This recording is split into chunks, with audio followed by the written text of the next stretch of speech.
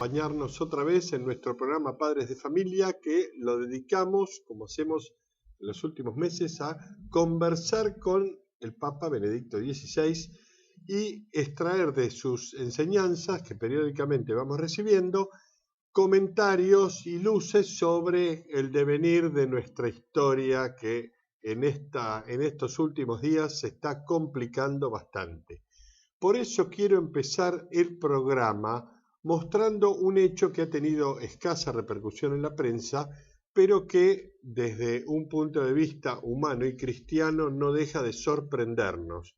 Veamos este intento que ocurrió la semana pasada en la Catedral de La Plata, cuando un grupo de manifestantes intentaron, ensuciar la catedral y hacer actos críticos hacia los católicos que estaban afuera para defender el templo. Señor director.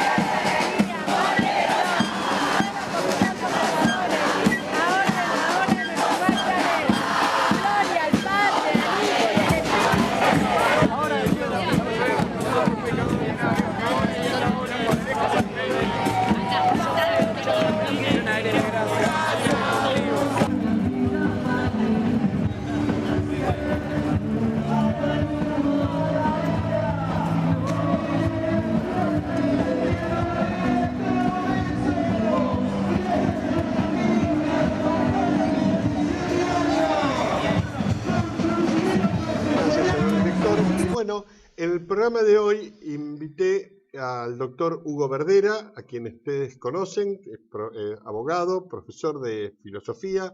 Muchas gracias por estar con nosotros, Hugo. Y primero una reflexión sobre este hecho, porque a mí me da la impresión como que la Iglesia se enfrenta, por así decir, contra fuerzas del mal. Más allá de las personas, tengo presente lo que enseña San Pablo en la carta a los Efesios. Nuestra lucha no es contra personas de carne y hueso, de carne y sangre, sino contra los espíritus de las tinieblas, pero uno ve estas personas y francamente me preocupa mucho el devenir futuro de la Argentina. Bueno, buenas noches antes que nada y agradecido estar nuevamente con ustedes, ¿no es cierto? Sí, podemos efectuar varias observaciones, varias ópticas. En primer lugar, no hay que olvidar que esto fue paladinamente obviado en la prensa televisiva oficial y no oficial. Primer elemento. En segundo lugar, no hay que resaltar que esto fue organizado por los grupos que están fomentando todo lo que es la reforma al Código Civil, todo lo que es la implementación de la cultura de la muerte. Sí. Es decir, fíjate vos que esto se realizó, fue un taller que convocó y se realizó en La Plata, en la Facultad de Agronomía de la Universidad Nacional de La Plata, y después se organizó un campamento de formación en géneros. Sí. Y después se marchó hacia la catedral. Estaba planificado con la intención de ir a provocar. A provocar y sobre todo señalar. Pero hay algo que no pueden olvidar, que un poco explica el silencio oficial al respecto, ¿no? La única institución que está haciendo frente en este momento a esta política de la cultura de la muerte es la Iglesia Católica. Por eso el enemigo plantea atacarla formalmente, barrerla formalmente, por un lado. Por otro lado, también dolorosamente no se observa una condigna reacción frente a estos ataques. Condigna reacción que tendría que llevar a las autoridades católicas, a las máximas autoridades católicas, a hacer un serio planteo de cuestionar no solamente en forma de documentos, sino en forma activa, de presencia activa, a quienes son los autores directos de esto, que es el mismo gobierno nacional y sus instrumentos de ataque. Sí. La Iglesia Católica en la Argentina está siendo atacada, y ya no indirectamente, no directamente atacada. Yo, si me permitís, agregaría que está siendo atacada y poco defendida. Claro. Porque este hecho ya se había producido 1 o 2 meses atrás en San Rafael, Mendoza. Sí. Y también fueron finalmente los laicos los que salieron. Claro, y lo mismo pasó en la Catedral de Buenos Aires. Sí. Yo estuve ahí con mi familia y parecía que las puertas cerradas, parecía que se nos rechazaban el intento de defensa de la catedral. Sí. Pues bien, todo esto es un punto a tener en cuenta. Sí. En tercer lugar, tenés mucha razón en el enfoque que vos le diste. Acá hay un odio hay una verdadera cristofobia. Sí.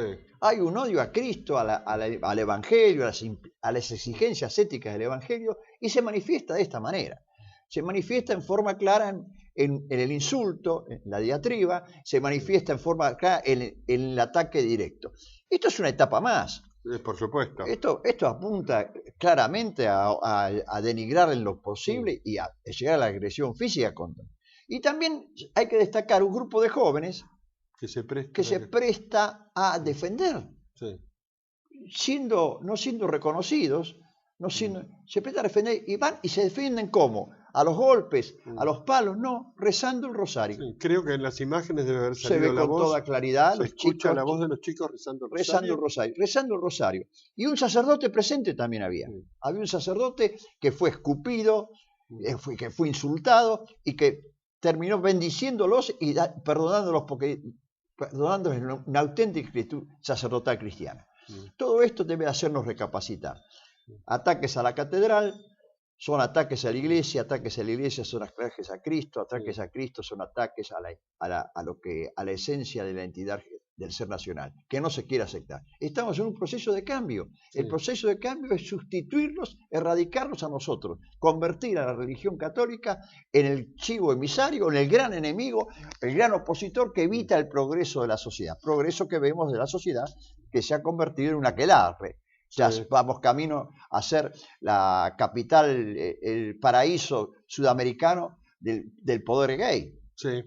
Sí, vos sabés que estoy asombrado porque acá entre esta manifestación, no sé si se llegó a pasar, pero estaban las banderas de los homosexuales como que están muy presentes y en ese sentido me llama la atención el avance porque no hay hora durante el día que no pase en una película donde se presenta el tema ahora está por salir el tema del feminicidio, que es por ya está aprobado la violencia de género, que no es violencia de sexo, es violencia de género, pero que discrimina contra las personas normales, porque basta con que vos te sientas, una persona se sienta de otro sexo y reciba un insulto, para que entonces se sienta discriminado y entonces las sanciones son más graves que como si fuera una persona normal. Sí. O sea, justamente la normal recibe un premio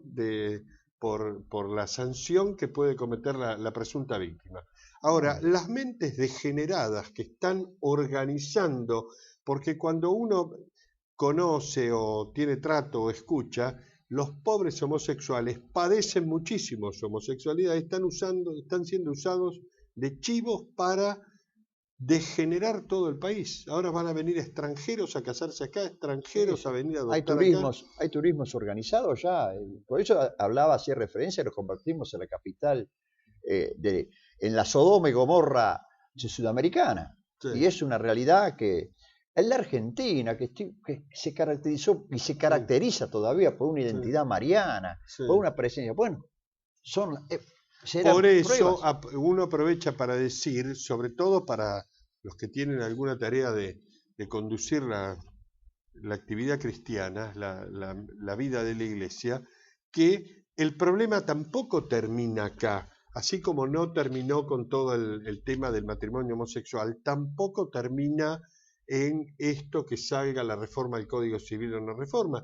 Después de esto viene el ataque a los templos, la eliminación de los símbolos católicos, el cambio de nombres, la eliminación de la iglesia dentro del apoyo que le da la Constitución Nacional, y finalmente va a llevar al secreto propósito de modificar el preámbulo de la Constitución, que a diferencia de otras constituciones, basa toda su promoción de la justicia en Dios, fuente de toda razón y justicia. O sea, acá vamos a la descristianización de los fundamentos de la sociedad argentina.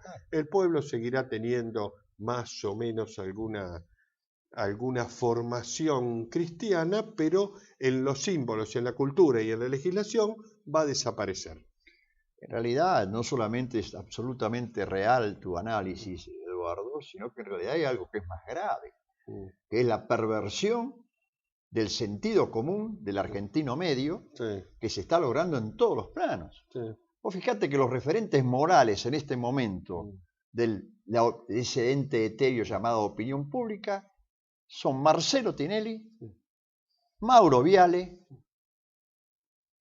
Chiche Helbu, Gerardo Sofovich, y paremos de contar. Algún jugador de fútbol. No, pero los referentes, los que dan las pautas de vigencia, Jorge Rial, ellos dan las pautas de vigencia del comportamiento de la juventud argentina, de la familia argentina y de lo que tenemos que aceptar.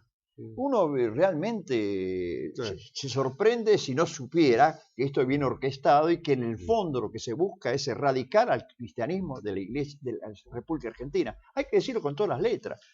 Bueno, vamos ahora al tema concreto que teníamos preparado para hoy, que es el Papa hace su visita a Loreto y está por lanzar el Año de la Fe. Veamos, señor director, las imágenes que tenemos.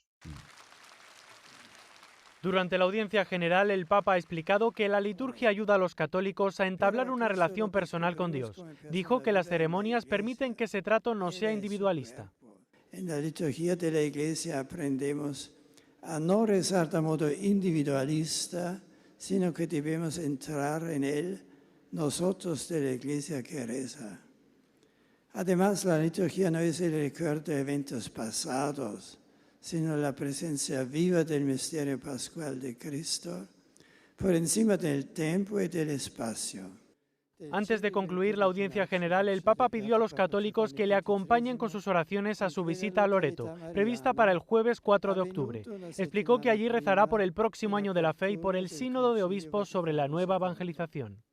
Vi chiedo di unirvi alla mia preghiera nel raccomandare alla Madre di Dio i principali eventi ecclesiali che ci apprestiamo a vivere. L'anno della fede e il Sinodo dei Vescovi sulla nuova evangelizzazione. A la audiencia, que tuvo lugar en la Plaza de San Pedro, acudieron unos 20.000 peregrinos. Uno de sus participantes lo hizo desde la cúpula, donde se descolgó desde la tarde del martes para protestar. En la nota del discurso del Papa aparece un hombre colgado en la cúpula de San Pedro de un tema que vamos a tratar un poco más adelante, no del hombre colgado, sino del motivo por el cual se colgó, que es el tema de la crisis económica internacional. Ahora, muy suelto de cuerpo, acaba de salir un economista en el exterior diciendo que esta crisis va a durar hasta el año 2018. Cuando el Papa y ya Juan Pablo II, pero este Papa habló de la crisis cuando se desató, quedó bien en claro que esta crisis iba a ser muy larga. Se desató en 2008 y ahora se anuncian 10 años más. No es motivo ahora de hacer análisis. Simplemente quiero decir, como economista que lo tuve que estudiar, que esta crisis, que según todos están de acuerdo, se inició en el 2008, se asemeja a la crisis de los años 30, la crisis que comenzó en 1929, finalizó en 1939 con la Segunda Guerra Mundial.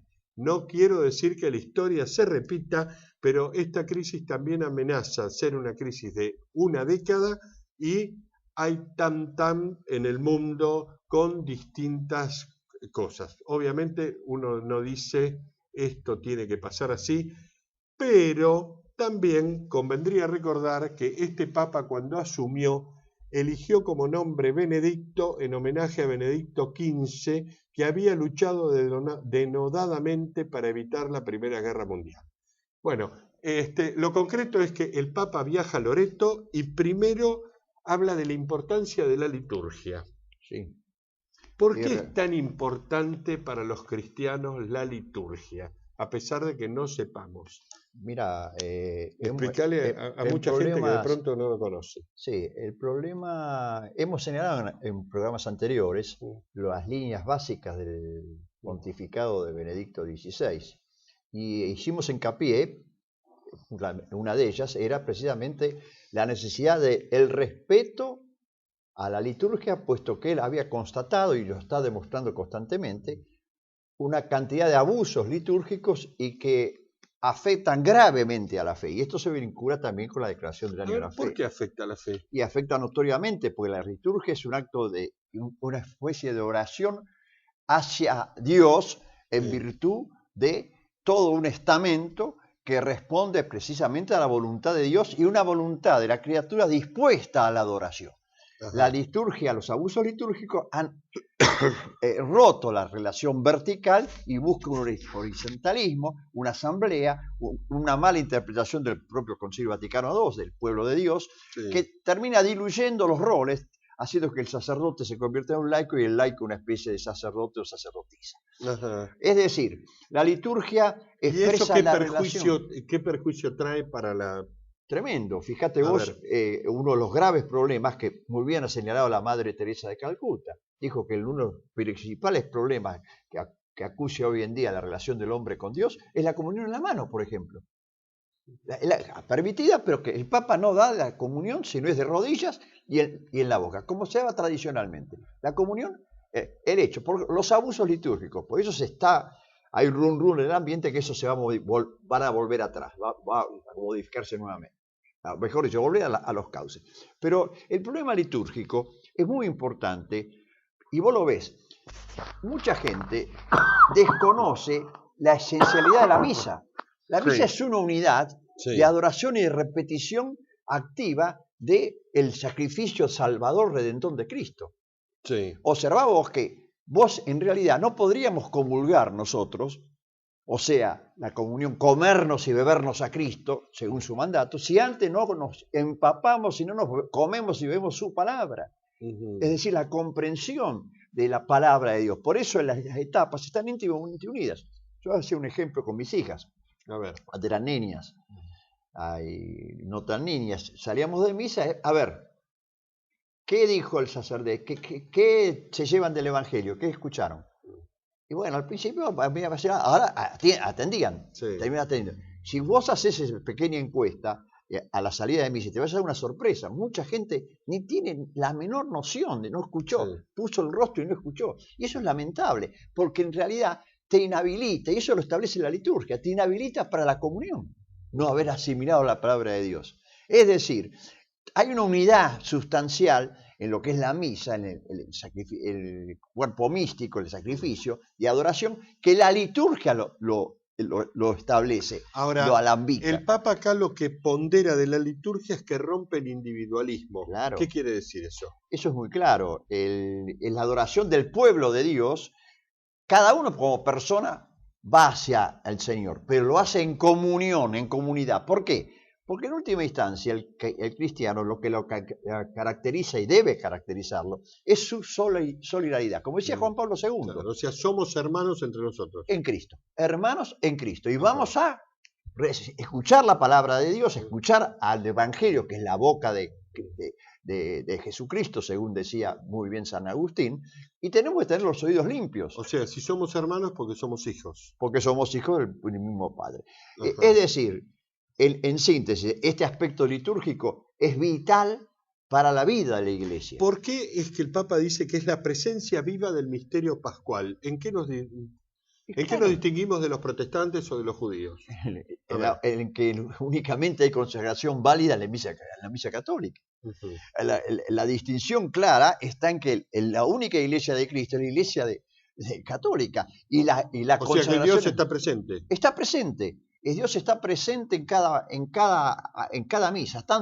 Hasta el punto es esto, que si hubiese un instante en el mundo sin una misa, se termina el mundo.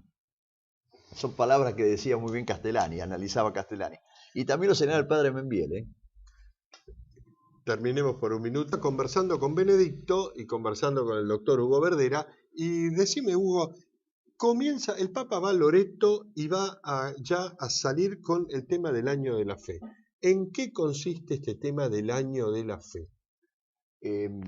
Es común en el magisterio contemporáneo, fundamentalmente, moderno y contemporáneo, fijar en el año religioso de octubre a fin de 11 de octubre ahora al fin del otro año, fijar un tema que va a ser el leitmotiv de todo el proceso evangelizador. ¿Y por qué el Papa eligió el tema de la fe? Porque precisamente hay una crisis en la fe. Normalmente el Santo Padre aboca los temas que más acucian, que más son necesarios para el proceso de evangelizar, llevar la presencia de Cristo, ¿no es cierto? Sí. Sin duda alguna, los distintos ámbitos de la cultura estamos viviendo un claro proceso de eliminación de la fe o de sustitución de una fe auténtica por una especie de fe supersticiosa, una especie de fe sustitutiva, una especie de creencia ideológica que no responde a la auténtica concepción de la fe. O sea, ¿la gente cree en cualquier cosa? Es lógico que así sea, si se han cambiado las pautas morales, si hay, como el mismo Santo Padre ha dicho, una auténtica dictadura del relativismo, si hay un abandono, una crisis en los abusos litúrgicos, si hay un ataque constante a la cultura de la vida. Todo esto configura un cambio en la cultura. El mundo occidental, como tantas veces hemos enfatizado, se ha informado, tiene la forma propia por el pensamiento cristiano. Se busca sustituir ese pensamiento, pero sustituir ese pensamiento, ¿cómo se hace? No peleando, por así decirlo, no combatiendo en el plano de las ideas en cuanto al contenido racional y de fe del mensaje cristiano, atacando fundamentalmente a lo que son las exigencias éticas que involucra ese mensaje. Los otros días escuché, estando en La Plata, a un sacerdote que habló de los distintos grados de fe que hay, porque hay gente que te dice, está directamente que no cree en nada, pero después está el que te dice, bueno, yo creo en Dios, pero no creo en la iglesia, creo en Dios, pero no creo en los sacramentos, creo en Dios, pero... Eso es sintomático de la crisis de la fe.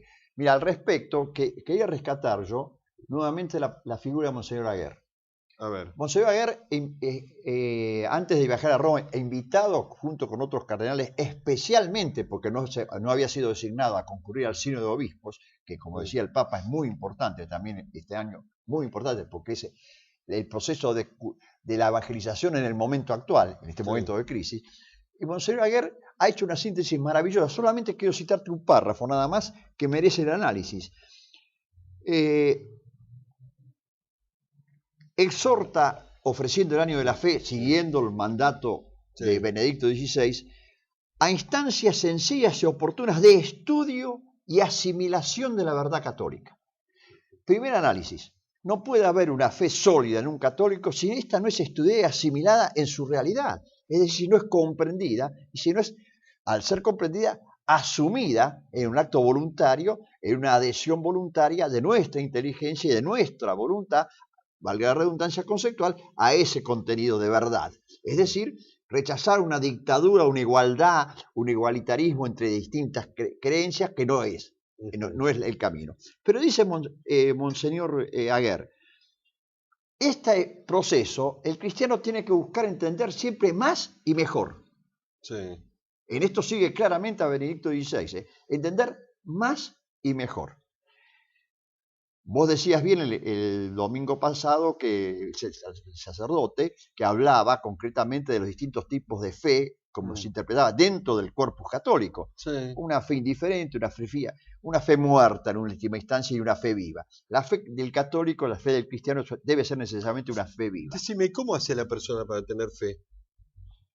Acercándose, amando, conociendo a Cristo. ¿Cómo lo conozco a Cristo? A través de los sacramentos. ¿Cómo vinculo con los sacramentos? A través de la iglesia. ¿Cómo vinculo la iglesia con los pastores? ¿Fuerza y recibo fe? No, es que es un proceso de asimilación. La Primero, oración. Hay que pedirle a Dios. Fortalece mi fe. Santa Teresa de Jesús lo decía constantemente, la Madre Teresa, que cada día yo pida al Señor que fortalezca mi fe. Es decir, como decía Santo Tomás, que elimine las dos grandes trabas con las cuales he nacido, el pecado y la ignorancia, el pecado y la ignorancia, es decir, en palabras de Benedicto XVI, de Juan Pablo II, la corrupción de la inteligencia, que lleva a la corrupción del concepto de pecado. Pero una persona que tiene pocas luces, ¿no puede tener fe? Claro que tiene, más, si sos como niño, abierto tu corazón, la fe va a fructificar muchísimo más. No hace falta ser doctor en teología para tener fe, hace falta tener predisposición a creer. Por eso decía, entender siempre más y mejor.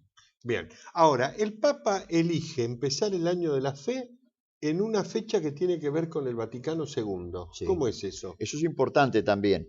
Los documentos del Vaticano II, que deben ser siempre interpretados en continuidad con la gran, enorme tradición eclesial, con el auténtico magisterio de la Iglesia, son instrumentos muy valiosos e imprescindibles para una formación de la fe de los fieles.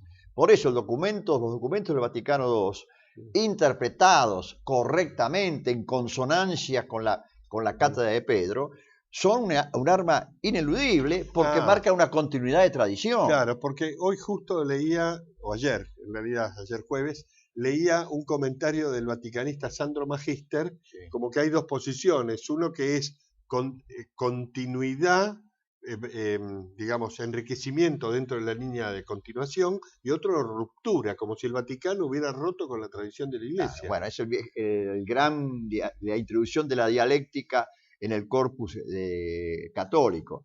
Cristianos conservadores, católicos progresistas. Claro, porque a mí me llama la atención que de pronto en católicos, en buenas personas, de pronto te dicen, no, con Juan Pablo II no quiero saber nada. Es beato, pero no quiero saber nada. Con este Papa tampoco. Con el Vaticano parece que fuera de otra iglesia, ¿no? Sí. Lo que sucede es que hay una verdadera instrumentalización del Concilio Vaticano II. Es decir, una ideologización. Acá penetró el humo de Satanás y gravemente. Acá eso lo dijo Pablo VI. Pablo VI lo dijo con toda claridad, y hoy en día yo diría que hay llamaradas de Satanás adentro. Y eso es doloroso, y no es opinión mía, es opinión del mismo magisterio. Roma en este momento tiene la mayor cantidad de cultos satanistas de Europa. ¿Sí? Roma, podemos levantarlo en internet. Dice el artículo, Roma está cercada por el satanismo. Es decir, esto no debe asustarnos. ¿Qué significa estar cercado por el satanismo? Significa que el satanismo ha puesto todas sus fuerzas en la erradicación de Cristo. Cultos de adoración. Cultos de adoración, traiciones manifiestas, significa corrupción de lo óptimo, corrupción de los sacerdotes, sí, la corrupción de lo óptimo, la peor corrupción, significa en última instancia y tratar de colocar en la cátedra de Pedro al anticristo.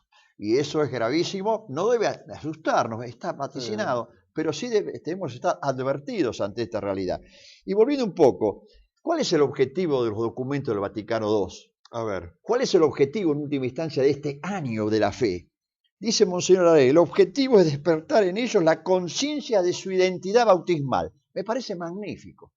despertar en nosotros la conciencia de nuestra identidad bautismal. O sea que Porque somos hijos de Dios. que estamos bautizados en la Iglesia Católica, que en el bautismo aceptamos el credo y rechazamos a Satanás, al mundo y a la concupiscencia, lo rechazamos, está marcado. Fíjate vos que se ha alterado inclusive la liturgia del rito bautismal, se ha buscado cambiarla. No se quiere nombrar a Satanás, se habla del mal en forma abstracta, en ciertos lugares, en otros lugares no. Es decir, es un proceso que está íntimamente unido a lo primero, lo litúrgico, lo doctrinal y con la crisis del año de la fe. Estamos en una auténtica crisis de la fe. Esta crisis de la fe, mirá, hace unos años, cuando era entonces cardenal Goitila, Sí. dio una conferencia, Juan Pablo II. dio una conferencia sobre la evangelización y el hombre interior. Carlos Goitila, me acuerdo, lo podés levantar en internet, se puede levantar, la evangelización y el hombre interior, cardenal Carlos Goitila. ¿Cuál era el eje de él? Analizar cuál era la situación analizando las cartas de San Pablo, del hombre espiritual y el hombre carnal, el hombre de este mundo. Y tiene tal actualidad, hay una contraposición entre este hombre espiritual, el hombre nuevo de San Pablo, y el pretendido hombre nuevo carnal que se encierra en sí mismo en un absoluto inmanentismo y rechaza siquiera la relación con Dios, dentro de un plano de supuestamente católico. No debe sorprendernos. Llegará el tiempo, en las cartas paulinas, llegará el tiempo en que nos van a matar y van a creer que van a ser una obra de Dios. Es decir, llegará el tiempo, decía nuestro querido padre Castellani, en que hay que rezar para que no se concrete, en que el fariseísmo encarnará en la conducción de la iglesia. Ese fariseísmo que es el gusano que corroe por dentro a la iglesia, ese fariseísmo que es la actitud propia del rechazo a aceptar la voluntad de Dios. Un nuevo fariseísmo que es de las viejas raíces. Eso al ciudadano de a pie, Sí. al hombre común que te mira y dice, ¿y esto a mí qué me afecta? Y le afecta muchísimo. Si no tiene fe, Sí, si ha sido bautizado, se crió en el mundo secularista, sí. si no tiene fe, va a buscar un sustituto. ¿Cuáles son los sustitutos? Las faltas religiones, los credos. Fíjate lo que vino este hombre a enseñarnos a respirar, el barbudo que vino a enseñarnos a respirar. Entonces, ojo que la gente que fue a verlo era gente de clase media alta, ¿eh? Sí. Y se llevó $20 millones, según dicen los diarios, $20 millones. No sé si la FIT habrá actuado contra ellos, no sé. Bueno, pero vino a enseñar a respirar y tocarle las orejitas y respirar. Cuando al hombre, la filosofía moderna... O sea, el hombre perdido de Dios hace cualquier disparate. Cualquier disparate. Pero ha amputado lo auténticamente religioso Vos sabés que del hombre. de eso me acuerdo porque a mí me gusta el tema de doctrina social de la Iglesia. Sí. En las conclusiones de la encíclica de este Papa Caritas in Veritate dice, sin Dios el hombre no sabe dónde ir y tampoco sabe quién es. Y ahora me acordaba de este trucho que vino acá. Sí, no, Le toca la oreja a la gente y la gente se entrega como que es un mano santa. ¿No? Sí. No sé qué. No, pero tenía más entidad la burla que hacía Olmedo de los manos santas, el finado Alberto Olmedo, que este hombre, porque el interrogatorio que le hicieron, los reportajes que le hicieron, contestaba cualquier cosa, era increíble pensar que alguien puede tomarlo en serio. Y bueno, mira, Eduardo, cuando al hombre moderno, o al hombre occidental, conformado en el pensamiento cristiano, se le amputó lo auténticamente religioso, tuvo que buscar un sustituto. Algunos buscaban un sustituto fuera del cristianismo. En última instancia se busca conducir un ateísmo enmascarado, que en última instancia es negar a Dios. En última instancia se quiere colocar al hombre como Dios. Por eso, muy bien, Carlos Goitila ya señalaba, y después lo hizo como prefecto de la Sagrada Congregación, y lo hizo como papa, y lo ha seguido Benedicto XVI, señalaba la antropología de base que hay en esto. Una antropología, un antropocentrismo, el hombre centro rechazando a Dios. Ajá. Y no el hombre antropológicamente mirándose en su condición de criatura y buscando la relación con el Creador. Te llevo a el tema de las imágenes que vimos recién. El Papa va a Loreto. Sí. ¿Por qué va a Loreto? Y bueno, el Loreto es un centro clave cristiano. No te olvides que milagrosamente fue trasladada a Loreto, el lugar de la Anunciación de la Virgen. Está ahí, han tratado de destruirlo eso, pero no, es una realidad. Loreto es un lugar clave para la exaltación. Va ahí a buscar la fe. ¿Por qué la Virgen del Carmen? Y la fe de la Virgen, por un lado, la fe de la Virgen, el fi hágase en mí según tu palabra, no fue una fe ciega, ¿eh? Pero ¿cómo será esto que se producía en mí si yo no conozco varón? No, pero fue una fe... Yo te quería llevar a otro lado. ¿Por qué la Virgen del Carmen representa el combate y la guerra?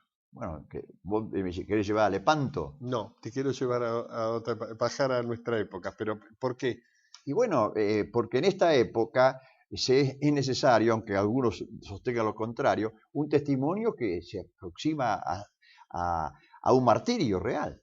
Es necesario un testimonio. Pero la Virgen tiene participación en el combate. Pero claro, ¿cómo no va a tener la Virgen participación? ¿Cómo ella no va a estar dolorida? Y tiene una participación muy activa. ¿En qué sentido? No en sentido que va a encabezar las hordas, encabezar las fuerzas en lucha. En el sentido que va a orientarnos a luchar en el amor al amado, al verbo encarnado, y en la comprensión de quien los ataca. Pero luchar. ¿Por qué los militares le han donado sus sables o sus...? Bueno, patrona general patrona del ejército argentino. Bueno, y a eso te quería llevar. Hace pocos días falleció el contraalmirante Busser. Sí.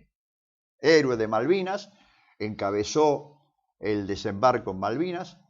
Cristiano Cabal, familia Cabal, su compañera perdió a su esposo y a los 3 días se fue a reunir nuevamente, falleció, se fue a reunir nuevamente con él, un hombre digno, un hombre perseguido en forma injusta por un perverso proceso de desmalvinización, que en realidad es un proceso de eliminación de la identidad nacional y un proceso de entrega real y verdadera, por más que se presenten oficialmente como defensores de los derechos de Malvinas, de entrega al poder que provocó lo que fue Malvinas. ¿Por qué lo tenían preso? Derechos humanos, supuestos derechos humanos, a un héroe de guerra, como tienen preso y como están muriendo cotidianamente gente que evitó que este país se cayera en manos del marxismo. Y bueno, cotidianamente, lo cual no significa, vamos a aclarar las cosas, lo cual no significa reconocer que ha habido excesos, pero en toda guerra hay excesos, en toda lucha y en toda presencia católica activa ha habido excesos. O sea, el programa de hoy lo empezamos mostrando imágenes de ataques a la catedral y ahora tenemos que ver el ataque también a las tropas. Hace poco, te saco un segundo, hace poco vi un reportaje que le habían hecho al almirante Busser, y en el cual él hablaba con una dignidad, con una caballerosidad, como un auténtico caballero cristiano, analizaba el proceso de la guerra. Y era emocionante escucharlo, verlo. Y cuando uno compara esa actitud, esa dignidad, esa carencia de odio, sino odio al error y respeto al que erra, uno realmente se admira. Bueno, ha sido una víctima más, una sangre más, ha sido un mártir más en este proceso de ataque a la argentinidad. Y si algo nos edifica como católicos, nos significa o nos demuestra como católicos, es que un verdadero católico quiere a su patria pequeña y quiere a la patria celestial, a la patria grande, pero no puede querer la patria celestial ignorando la patria terrena en la cual Dios quiso colocarnos, ¿no es cierto? Hugo Verdera, muchas gracias por tu presencia en nuestro programa. Nos despedimos hasta la próxima emisión.